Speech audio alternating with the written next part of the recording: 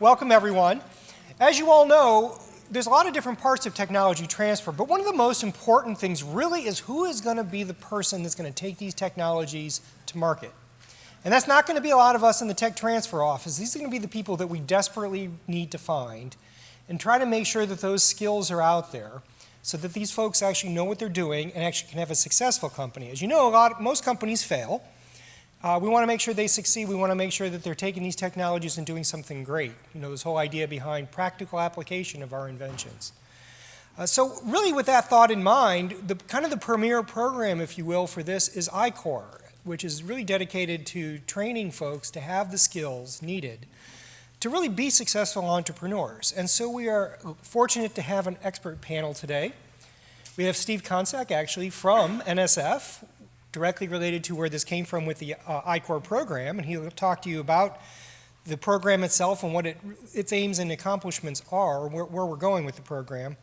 And then we actually have a couple different takes on the program from a couple agencies. And so we have Rochelle Blaustein, who is at the DOE Tech Transfer Office, and she's going to talk about the DOE program in ICorps, which is a little different twist, as well as Mojdeh Bahar from the USDA-ARS Tech Transfer Program, who's going to talk about what USDA is doing with their scientists as well.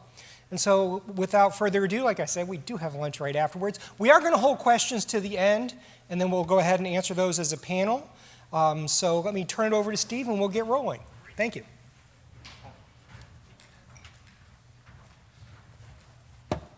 Hi, everybody.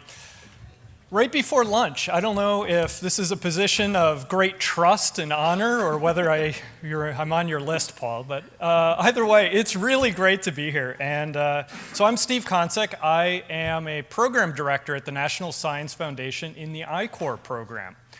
And I just want to give you, who here has seen or participated in the ICorps program? Hey, that's great. Okay.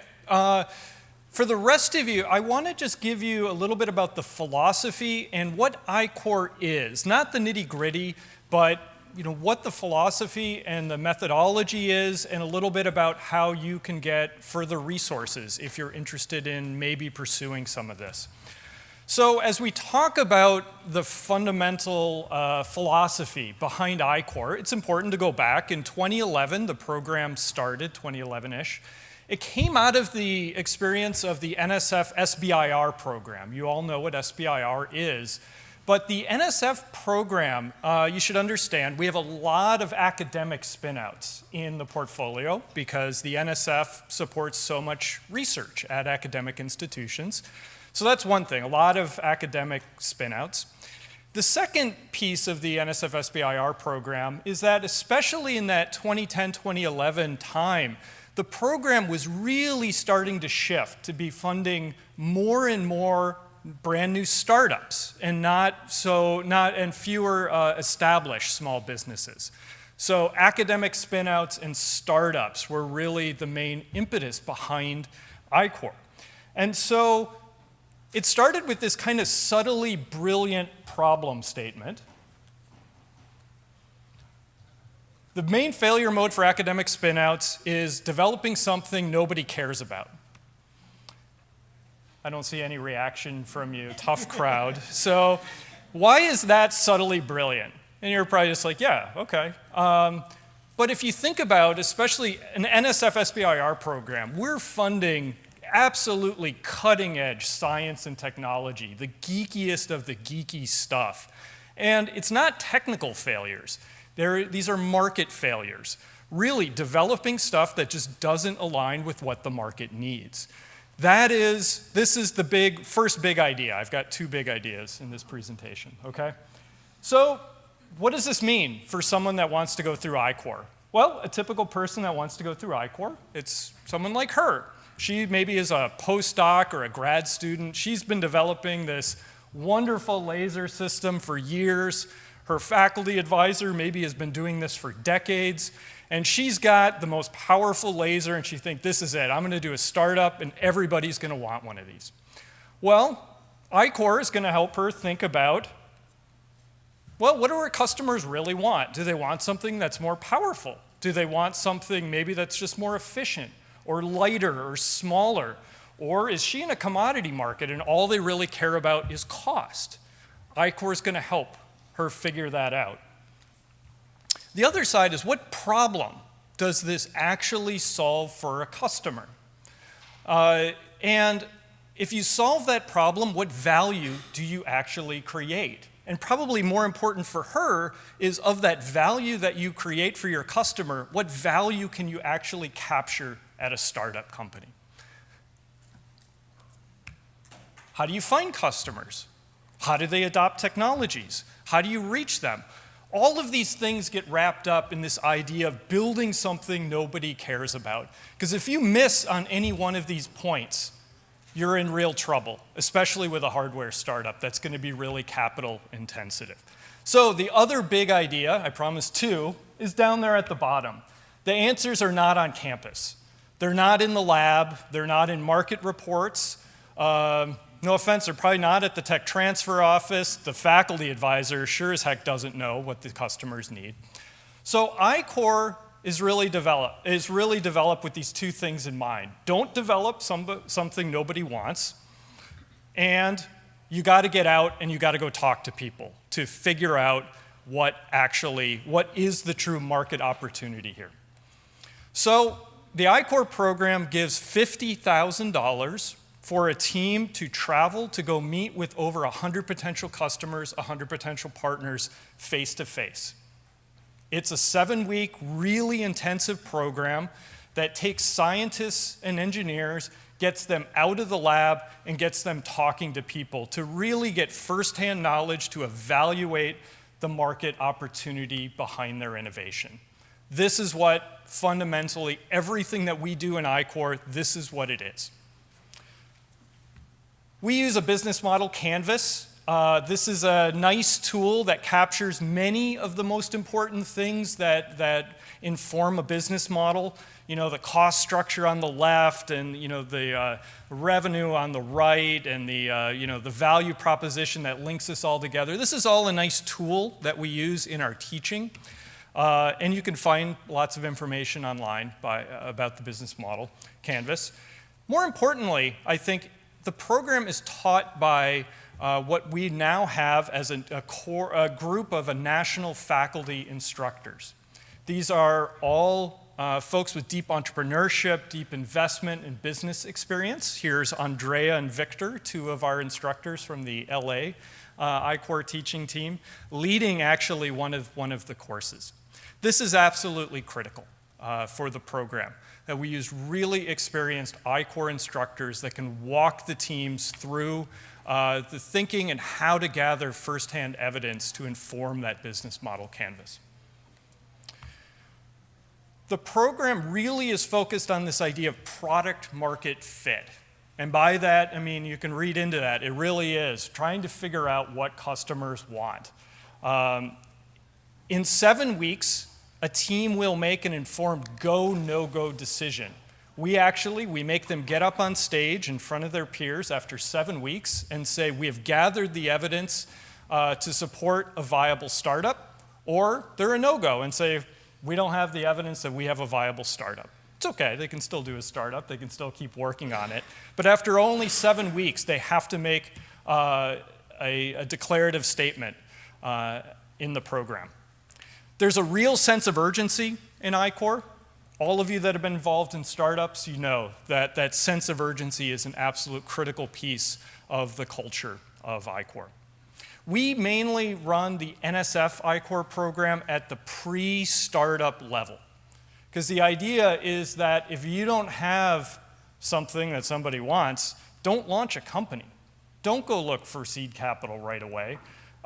This should be done beforehand, before you go ahead and start a company. But we've had a lot of success, especially from other federal partners, federal agencies that have been putting SBIR companies and other early stage companies into the exact same training. And the program really works well. But the sweet spot for the program is at that pre-startup level. ICorps has been around now since 2011, and we realized that to support all the teams that we need to train and really the impact that we want to make on instilling this culture of entrepreneurship, especially at our universities, we needed to also do an institutional side of ICorps. So in addition to the teams, we now have a network of 87 ICorps sites. These are single institution grants that NSF gives to establish ICorps teaching on campus. And probably more important for you, we also have 8 ICorps nodes. These nodes, which are the ones in blue, these are multi-institution grants that NSF gives to do regional ICorps programs. They all do programs to help build their regional innovation ecosystems, the pipeline for the ICorps program, and then to bring new partners into ICorps in their region. They work with many different federal agencies, and many of our nodes work with federal labs and other federal lab partners. So if you're interested in developing an ICorps program at your lab, the ICorps nodes have the expertise to do this, and I can help be a matchmaker for you on this.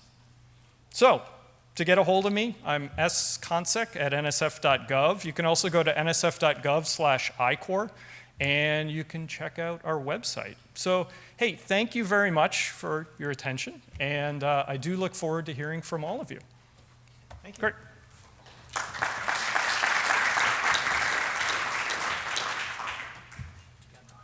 think so. Let's see if I got this right.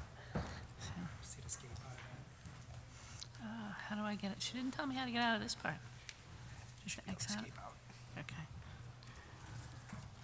Okay. Yeah. While we're doing this, Let's go to the slideshow. over here. That's what she That told me. works too. Yeah, They're just following instructions. there you go. All right. Is that going to do it? Excellent. All right. So before I start, let me give you full disclosure. This program really excites me. I want to give you just a little touch on the initial effort at DOE. It started in 2015. I really want to talk about the why it's exciting, why we think it's a really important thing for us to do, and are really excited that so many others are doing it. I'll give you a little view into the DOE version of this, and take a few moments at the very end to hopefully look into the future and give some thoughts to what comes next. So the history. NSF, many thanks to Steve and your colleagues for providing us with the basis and the lean launch methodology for delivering this. I have a background as a patent attorney and a business law attorney working with entrepreneurs for a lot of my career, more of my career than I've spent in the federal government space. And the hand-holding, which is some of what I heard Steve talking about, is a really critical aspect of entrepreneurial success, particularly for first-time entrepreneurs and first-time startups. What the energy ICorps model, or the ICorps model more generally, has provided is a really focused and structured methodology amongst an entire group, right? All of the startups, all of the researchers that are involved in it. And that is a wonderful platform for them to create their own community and talk amongst each other, because it provides common jargon. So in 2015, when the Department of Energy was looking at what NSF had done and was exploring and getting ready to launch our own model, we did need to adapt it. Couple of the things that we needed to do as a federal laboratory was make sure that we were dealing with conflicts of interest that were consistent with the DOE policies, and that we also dealt with fairness of opportunity. These are things really important to DOE, and we were able to work through and adapt the ICorps model to address some of these things. Much of the rest of the methodology will echo a lot of what Steve has said, and I won't go into those. The why. I think this, to me, is the most important piece. Why is this fabulous? When it was first proposed to me, I had just returned to the Department of Energy after a 4-year hiatus. And my very first week was the graduation of one of the cohorts and the excitement of the researchers and the quality of their pitches was absolutely breathtaking. The why that was presented to me by the team who had put this together was about moving technologies out of the laboratory and into the marketplace. And I've spent most of my career doing that type of thing, and I was just shaking my head no, because that's not the most important why to do this. It's the third most important why to do this, which means there's 2 ahead of it. The first important why is because it gives our researchers an entirely new world to explore. It gives them the opportunity to be able to talk to entire communities that they have not spoken to before. Scientists are explorers. This gives them the tools to explore an entirely new avenue and a way of moving their early and initial love of science into a new realm that has impact far beyond what they've seen before. Not instead of, but in addition to the impact that they've had before. That's, to me, the most exciting thing. It is interdisciplinary. It is pulling together teams that are required for our society to be able to address the grand challenges that face us. The second most important thing I define as recruitment and retention. Kind of sounds dull, it's an HC term. But what it means is that the millennials that are entering science today, all those folks we are trying to stuff into the STEM funnel and not drip out at the other end, they grew up in a different world than my generation grew up in. They can do more than one thing at a time. Maybe we could too. They want to do more than one thing at a time. They are eager to be able to take what they're doing and make it apply in another and new way. If we do not provide them the pathway and the skills to do that through professional development, we will neither recruit them nor retain them. Our federal laboratories, our national laboratories need the best and the brightest. It's a new world in getting scientists to the bench. They may not want to stay at one bench or any bench for 40 years. It's really an important piece of moving our workforce into the 21st century. Those, to me, are the first and second. Right? Moving technologies to the marketplace is the third. Getting market feedback, obviously really important for informing federal funding. We do have other means for doing it, but this is also a really effective way. But numbers 1 and 2, those are the things that are going to change the world. There we go. All right, so a little view into the DOE Energy ICorps program.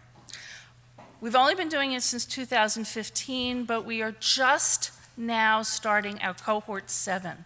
So we're pulling together teams now for our next cohort.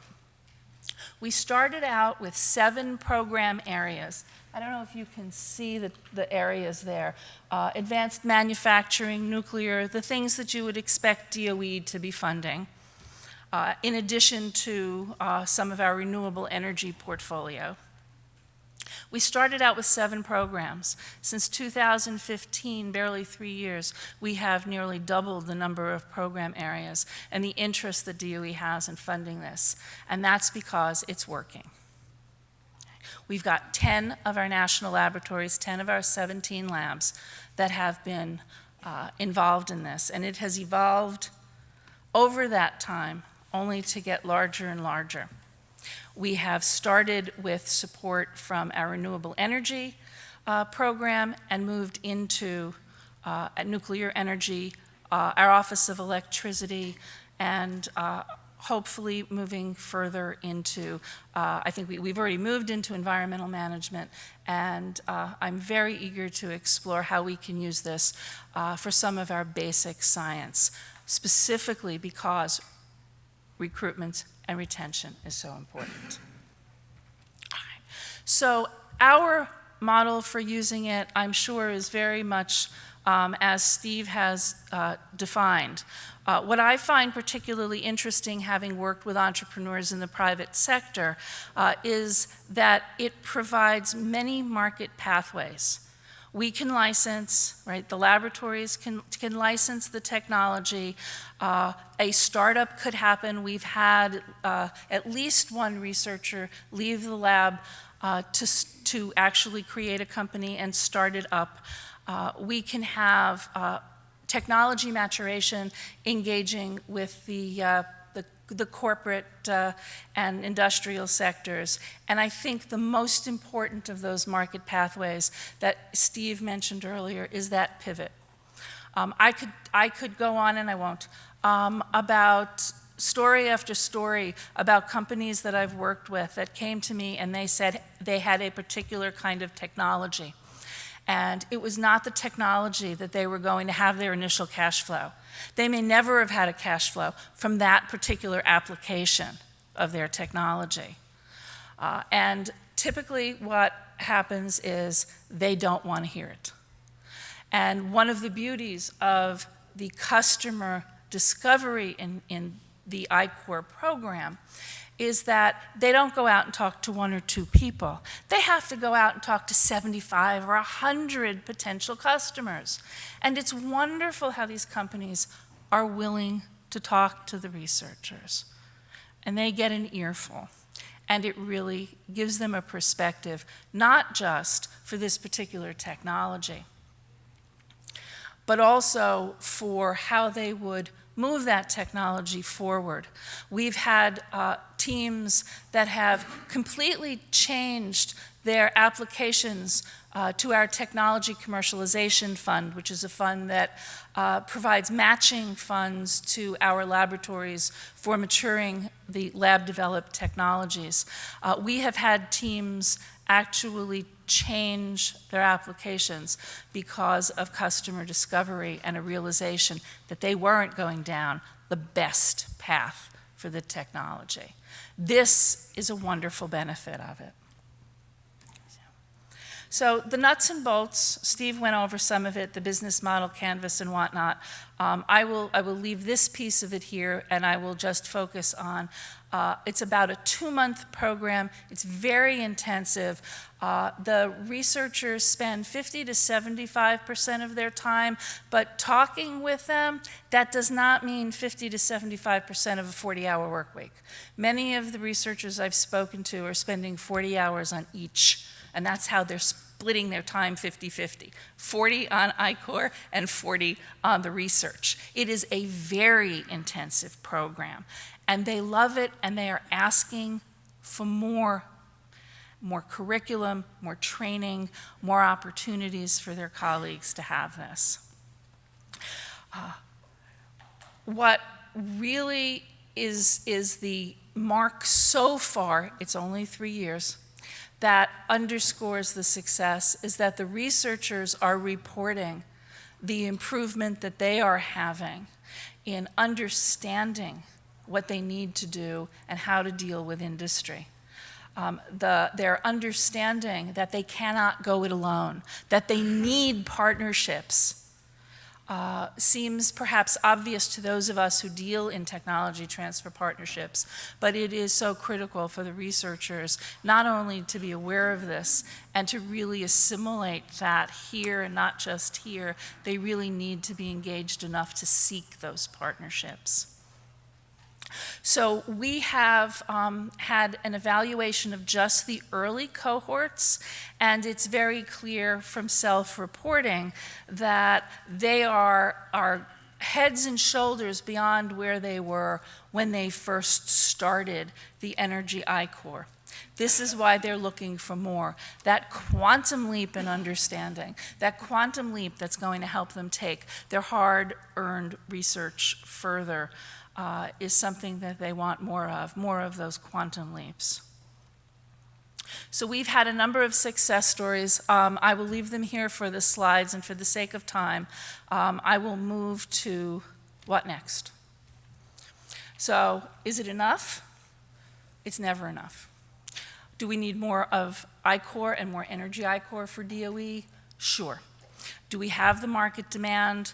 I've poked a lot of holes in that. And